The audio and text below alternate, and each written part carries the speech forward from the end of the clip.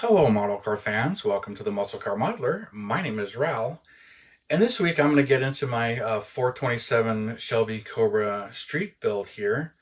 And I did build this one from the Monogram kit. I have my original build sitting right next to it.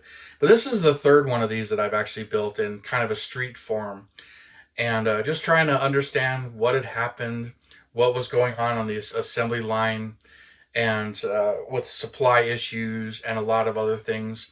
And I was trying to have some fun and replicate a rarely seen version, and I mixed elements from the cars from different points of time.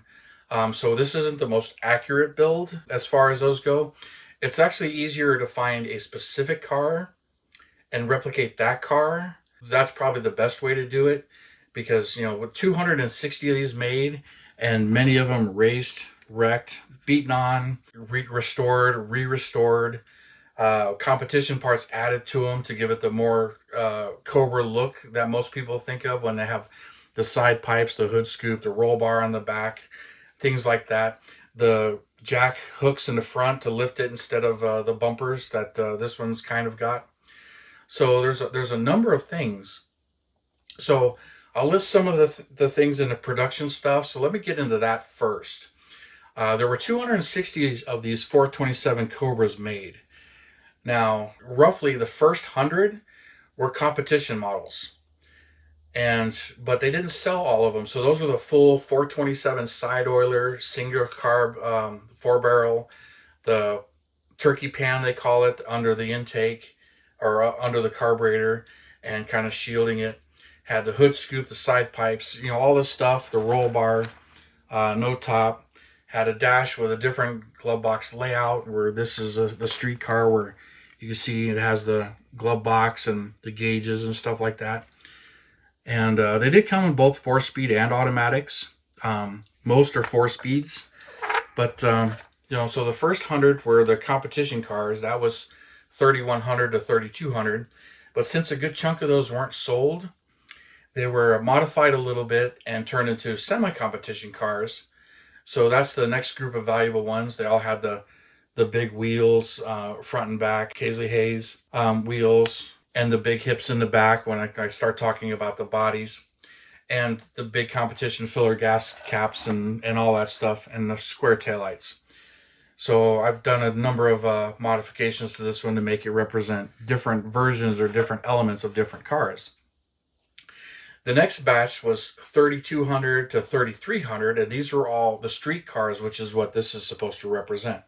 But there were many different versions. Now, there was a shortage of 427 side oilers, the full-on race NASCAR side oilers.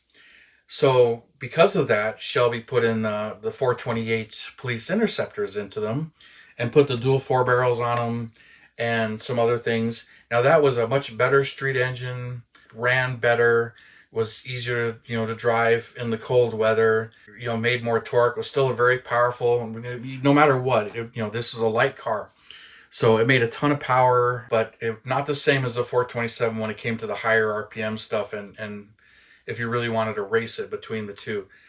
And then for a while there was that, then they put these Sunburst wheels on them, which is what these are. And those only came in 7.5-inch wide front and back. So because there were smaller back wheels, the fenders hung over quite a bit. So then they started to modify the bodies to do narrow hip versions. So I was trying to replicate a narrow hip version here.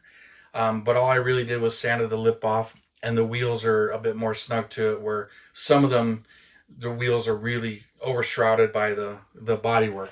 But there was only like 30 something narrow hip bodies made. After that, Shelby decided it really wasn't worth all the extra effort to make those bodies. So they went back to just using the wide hip bodies, but they put these wheels on them, or even the Casey Hayes ones on there as well, which, they were knockoffs as well, and I really like those. All of them had under exhaust systems to make them quieter and more street friendly and street legal, and of course the bumpers and stuff. But over the years, many of them have been restored and modified. So, and that gets us to about 3,300. So getting into that timeline, now all of the street cars, they had the scoop under here like this one does, So that's the oil cooler scoop, and there's an oil cooler in there. And all the competition cars had oil coolers. The street cars did not. The scoop was there, but the street cars really didn't have an oil cooler in there. And then they had the one radiator fan in there instead of two fans in there. But they also had this deflector. And while some were removed, some were not. But so I added the radiator deflector. It helps push air up into the radiator. So, but the scoop on the bottom was eventually eliminated. So about car 3305 to 3360, those bodies were built without the scoop. For a while, I was starting to think that they didn't come with those.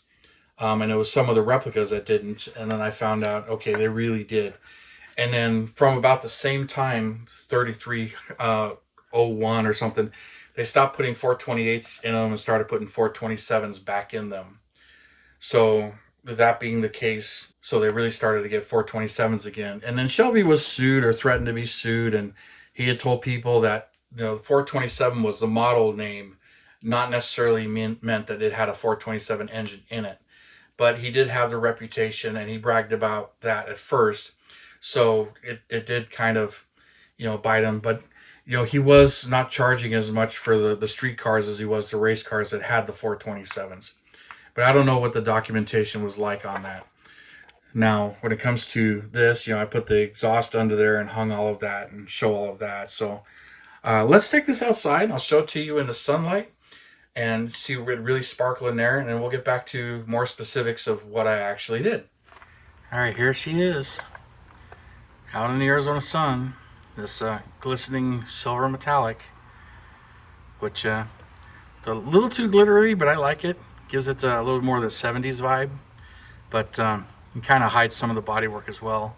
But love these in silver. Don't see many of them in silver. Usually a fine silver, not a high metallic flake like this one is appearing.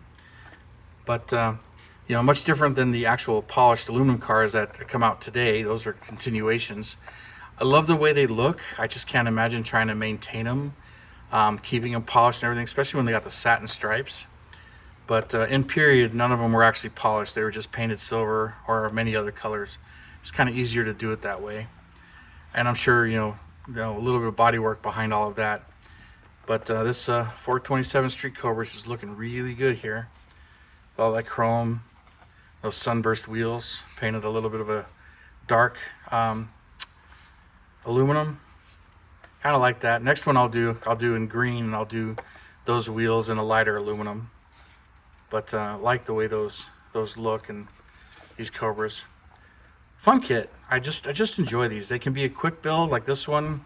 It's sat, and it feels like I did it in 3 days, which I didn't. I took a little bit more time than that, but she went together fairly quick. But not having any stripes on it has a lot to do with that. So there she is with the 4 round taillights, USA on there. So we'll head on back inside and continue on. All right, well, that really sparkles out there in the sun, but like I mentioned, I did the body mods there, added that deflector, removed this scoop, removed all of the stuff underneath there as well, which made it a bit tighter to fit. This one comes off easily, so I'll pull this one off. But underneath here, there's this oil cooler scoop. I removed all of that to help make room in the body for that to fit. And this one's got the sheet metal valve covers instead of the cast valve covers and the dual quads. So, this might actually be one of the 428 versions, but, there's many different theories there. But that's my original build. But this one, since I was kind of doing it both ways, so it's now, I used the other kit, the race cars, cast aluminum Cobra 427 valve covers. So I made sure to use those since I had multiple parts kits and pieces all over the place. But did the dual quads just like a street car would have with the dual air cleaners. But some of the later street cars had single 4 barrels as well, just no turkey pan and maybe a bigger air cleaner. But, so there's many different changes. So I did this one that way. I got the Sunburst wheels. Those are from 3D scale printed parts, 3D printed. So 3D scale parts. And as a matter of fact, I ordered another set since I have a whole group of this stuff. Now the exhaust I did because I was using most of the exhaust, the tailpipes and mufflers came from the Baldwin Motion drag version. So because I was using those, I kind of left it all alone. But the more I looked into it, the more I realized that it said that they used iron manifolds, but they didn't say what car those iron manifolds were used from. And the mufflers should be more into this square right here instead of right under the frame rail. And the rest of this is all pretty much right. So the muffler should be more here, and the pipe should turn into it. But I'm not going to redo all of it. That was kind of a bit of work, but not too bad. And the headers hang under just a little bit. But so there's another area where the accuracy isn't all that great, but the idea is there. The cooler for the rear diff is there. But the brake ducts that are on here, I removed those. And then the cooler that was over here, I removed that as well to give myself room for all that exhaust. For comparison, you could see those items are still on this one. So there's the ducts, and then this piece I removed. I know that's a cooler of some kind, but I'm not really sure what that is. But this is my original build with the wire wheels that were never on any of the 427 Cobras. And this roof is actually glued on. So, but that's my original build. Another thing that I was kind of having fun with was, I know the chrome loop in here on the front bumper does unbolt. And many people did take them off, but all the street cars had the chrome bumper. But I did the same to the rear, but I wasn't sure how the rear was done, if they unbolted or not. Almost all of them I saw had the loops, so did that on this one. This one, has it. I just cut them off. But I kind of like it that way, but I was just having a little bit more fun. Filled in the gas cap, put a street gas cap on it. And then the other thing is I did the later taillights. Now, there were some supply issues. So coming down the pike there, these front lenses were made by two different companies, and they were a little bit different sizes from what I read. The early ones were a little bit smaller than the later ones. But the later ones, I forget which manufacturer it was, also made the round rear taillights. So the first one's got these rectangular taillights, which Monogram gives you, which most of them had. But those were on short supply and hard to get because I guess they were made in England as well. And so they were having a hard time getting those. So the first 100 for sure, and then they kind of bounced around on what taillights they had and if people had changed them out over the years. But later cars had taillights like this, so I wanted to replicate that as well. So, it came out pretty nice. I like the way this car came out. I may have to do an automatic version just for fun on the next one. But I do want to do a set of the lighter aluminum colored wheels, these same Sunburst wheels. May, add a hood scoop to it or not. Want to do it in that green, the Highland green, but, just have some fun with it. And that's what I kind of did here, even though this kind of represents a car that doesn't truly exist that I know of, because being a narrow hip body wouldn't have been done at the same time as this scoop delete on the front and some of the other mods like the taillights and stuff. So when it comes to the production sequence, this combo really shouldn't be available. But who knows as far as, things getting restored over the years and modified.